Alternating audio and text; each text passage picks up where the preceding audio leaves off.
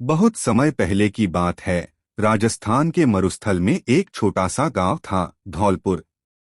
गांव के बाहर एक प्राचीन खंडहर था जिसे लोग तिलिस्मी महल कहते थे। गांव वालों का मानना था कि उस खंडहर में एक अनदेखा खजाना छिपा है, लेकिन जो भी उसे ढूंढने गया कभी लौटकर नहीं आया।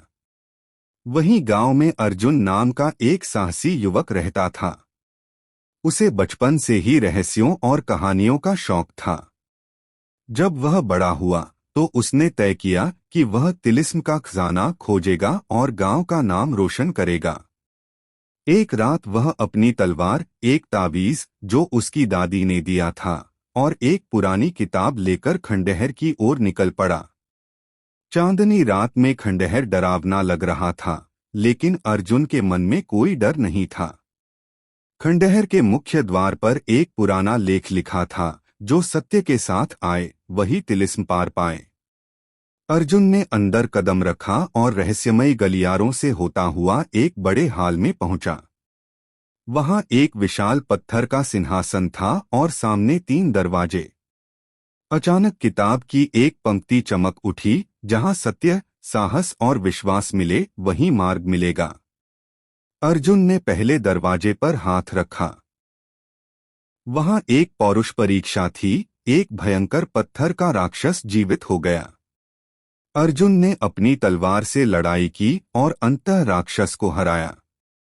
दूसरा दरवाजा ज्ञान की परीक्षा थी, वहां उसे रहस्यमयी प्रश्न पूछे गए। अर्जुन ने सही उत्तर दिए और दरवाजा खुल गया। अब तीसरा दरवाजा बाकी था, यह था विश्वास की परीक्षा।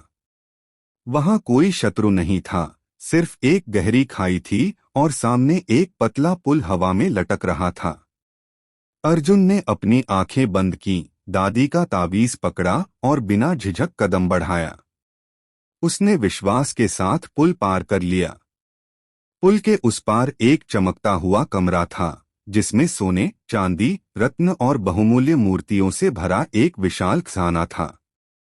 लेकिन सबसे बड़ी चीज थी ज्ञान की पुस्तकें और सच्चाई की तलवार, जो राजाओं की धरोहर थी।